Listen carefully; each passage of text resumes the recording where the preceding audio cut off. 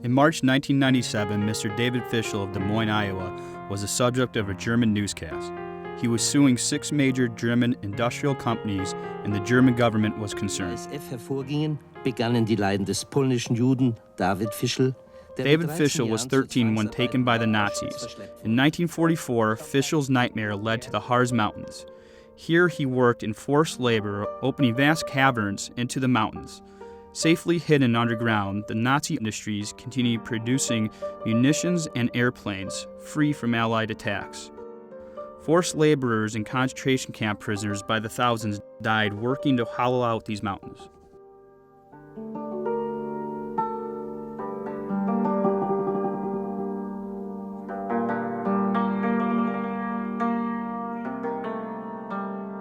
At the beginning of the war, David was an ordinary Jewish boy of 11. He lived in Benzin, Poland, with his widowed mother, 2 older brothers, and 2 sisters. His father had died when he was only 3. Like other boys his age, he went to public school in the morning and religious school in the afternoon. He had a normal life of a boy growing up in Poland, living with his family, playing with his friends, and assuming a future filled with hope and promise. He felt free to openly practice his Jewish religion, but when the German army entered Poland in 1939, David's life changed forever. He was not allowed to go to school anymore or to play openly with the other boys. The front door of the apartment where he lived was bricked up. They had to go out the back door. The Germans who ran the Polish town didn't want Jews walking the streets. When the war started, I was supposed to go into the 5th grade. I was 11 years old. And then in 1940, they took my oldest brother and they sent him to prison camp. We had to wear armband. That's when the trouble started. That's when we started feeling it. And then they took me. They took me in 1942. They had me on the list, and 4 soldiers came, SS men. 2 of them waited downstairs, and 2 of them came upstairs, and they asked for David Fishel. And my mother said, he's not here.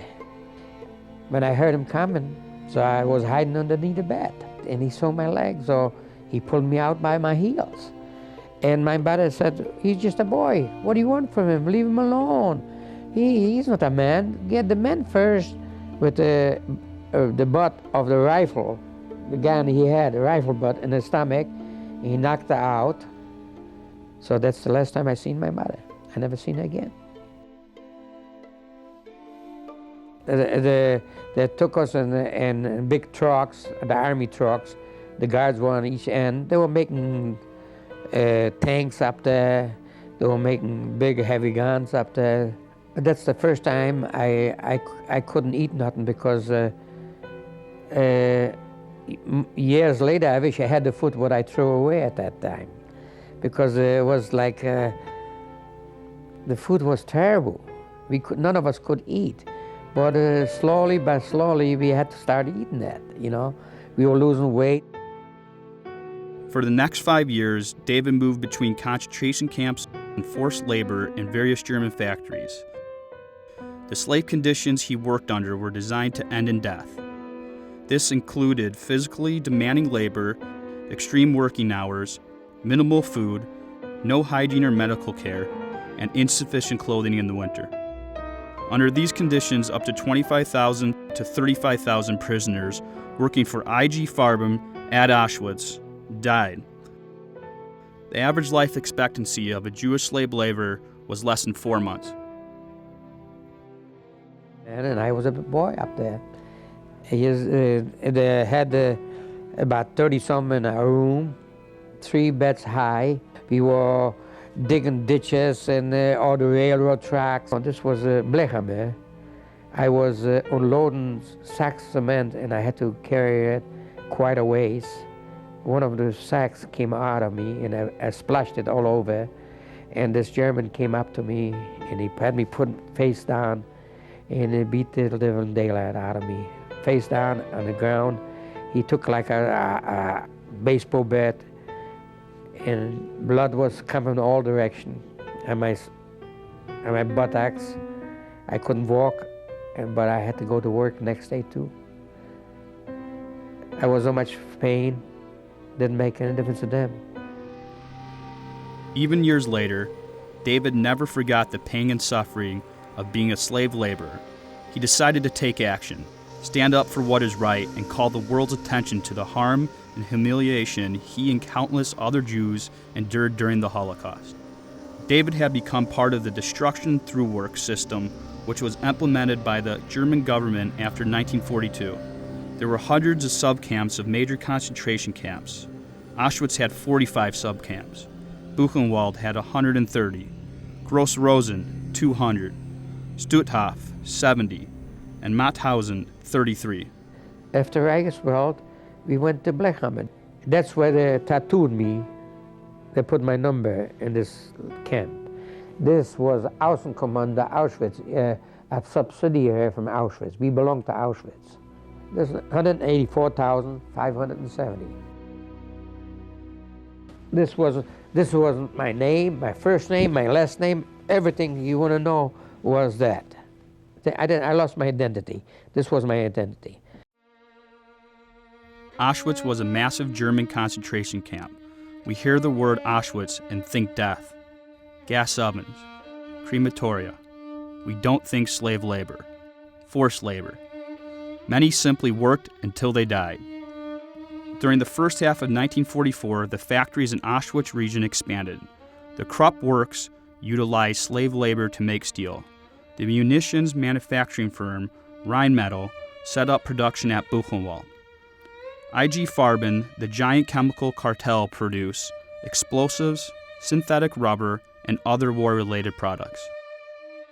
A company would request 500 laborers from the SS, paying a price for each worker. When they died, the company requisitioned more. So once or twice a week they are hanging people, and we had to go out. Outside my barrack, that's where the hanging tree was. They're hanging up to 8, 10 people, and they're hanging out all night long. I looked outside the window, I saw it. As the war dragged on, Germany was short on workers. Most of their men were already in the military, and German industry, with the encouragement of the Nazi government, looked to Jewish slave laborers to fill the void. Soon, the Germans were fighting a war on two fronts. They began to liquidate labor camps and put already exhausted slave laborers on forced marches. They evacuated the whole camp. We were close to 5,000 people, and they took us on a dead march from Blechammer to Gross Rosen. When we started, there were 5,000 people. About a week and a half later, about 10 days later, there was only 1,900 left. The rest of them, they didn't feed us or nothing. We ate what we found on the trail, and it was cold. We were froze our fingers, or noses, or ears, and we slept on the outside. And every once in a while, they pushed us in a barn to stay overnight. One time I got in a barn, and there were some hogs eating this slush. I pushed the hogs out of the side, and I ate the slush myself. That's how hungry I was. The people were dying, freezing, and they couldn't keep up with the column. They shot him. From Gross Rosen, David was moved to Buchenwald, then Langenstein, where he worked carving out a mountain where airplanes were made. They sent me away to Langenstein. 4 months later, I was wearing the same shirt, the same underwear, so you figure out how I lived. I never washed it. They never washed it. They never give me a clean pair of clothes, and that's what I was wearing for 4 months. I slept in it.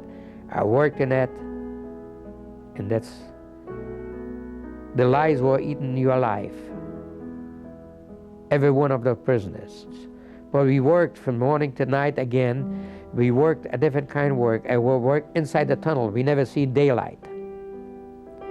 We were making, I believe, Messerschmitts. We dug out the mountain and made a factory out inside the mountain. And I was liberated April 11th. And when the Americans came in, we heard the burst of fire from the machine gun inside the forest, and we know the Americans are on the way over here. If the Americans wouldn't come when they did, on April 11th, 1945, I wouldn't be here to talk about it. What I did, I hid out. I went in there was a barrack, they had all the dead people, and I covered myself up with the dead people. And I stayed there for 2 days. When I got out, there was nothing, the camp was evacuated. During the years of his imprisonment, David was in 4 slave labor and 3 concentration camps. When liberated by the U.S. Army, he was 17 years old and weighed only 75 pounds. On the verge of starvation, he felt he would have died had liberation been delayed for even a few more days. The Nuremberg court found that Auschwitz was financed and owned by Farben. Corporate officers of IG Farben, Krupp, and other industrialists were found guilty of crimes against humanity. Some were sentenced to long prison terms, but by January 1951, none were still in jail. After the war, David moved to America to be with his only surviving brother, Joe. He lived with his aunt in Lincoln, Nebraska, went to high school, and started to resume a normal life in this country. After graduation, he joined the National Guard and met Louise, the girl of his dreams. They have 2 daughters, Bobby and Eileen, and 4 grandchildren, Lisa, Dustin, Adam, and Aaron. In 1963, Mr. Fishel opened Fishel's Deli in Des Moines and began to serve food he couldn't have dreamed of as a teenager. His deli became a popular hangout for the local residents who could get a good meal and an even better conversation. He rarely spoke about the war, not wanting to frighten his family and friends. David was always ready to help someone in need, probably as a payback to the time he desperately needed the help of others. But beneath his normal successful life, Mr. Fishel's nightmares never faded. As he grew older, he felt driven to tell others about his wartime experiences so they would never be repeated. Particularly after he retired, Mr. Fishel spoke often and tirelessly about being a Holocaust survivor at schools, churches, and universities.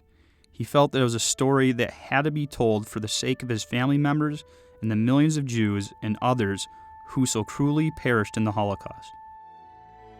In 1996, 50 years after liberation from Langenstein concentration camp, David Fishel decided to make it right. He sued the German companies where he toiled and lost his youth. The lawsuit began in the courts of Iowa, but was felt around the world. The German government denied his claims. David Fishel pursued them.